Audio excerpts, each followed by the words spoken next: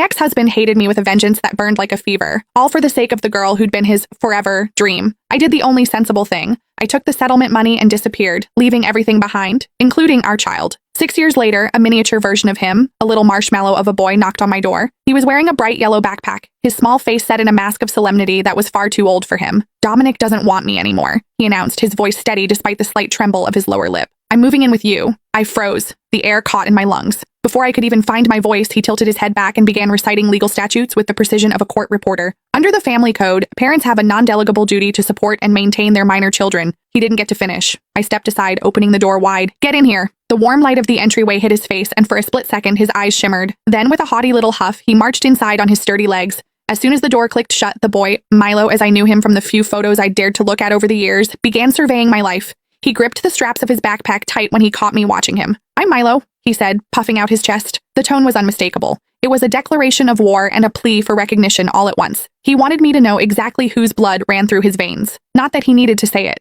With that jawline and those piercing dark eyes, he was a carbon copy of Dominic. When I didn't immediately fall at his feet, he looked slightly deflated. He turned his head away, pouting. I took his backpack, hanging it on the hook by the door, and led him toward the bathroom. "Wash up. Dinner's almost ready." He gave a small, obedient nod.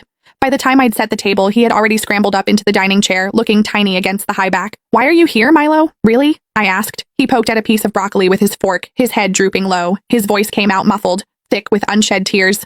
"We had a fight. He threw things. He told me to get out, told me never to come back to the estate again. A runaway." I remembered how fiercely the Thorne family had fought for custody, nearly burying me in lawsuits and threats of jail time just to keep me away from him. He was their crown prince. I figured Dominic was probably tearing the city apart looking for him right now. Watching him eat, a lump formed in my throat. I hadn't prepared for guests. It was just a simple stir-fry and soup. Milo was clearly a picky eater. He meticulously picked out every sliver of onion and carrot, but eventually, only the greens were left. He stared at them like they were poison, stole a quick glance at me, and then, with the dramatic resolve of a martyr, closed his eyes and swallowed them whole. The arrogant little prince who had walked in 10 minutes ago was gone, replaced by a kid who was trying so hard to be good that it broke my heart.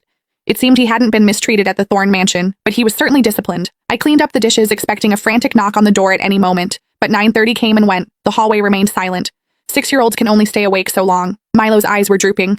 He pulled a pair of dinosaur pajamas out of his bag and looked around my cramped studio apartment. He wrinkled his nose. "Your house is so small. Why is there only one bed? Are we sharing?" he asked, a hint of apprehension in his voice. I glanced at the clock, wondering where the hell Dominic was. I sighed and nodded. "Yeah, we'll make it work for tonight." I expected a tantrum. Compared to the Thorne estate, this place was a glorified closet. Instead, Milo just bit his lip, a flash of something that looked suspiciously like relief crossing his face. He scrubbed his face, changed into his pajamas, and climbed under the covers. Just like at dinner, he was playing the part of the perfect guest.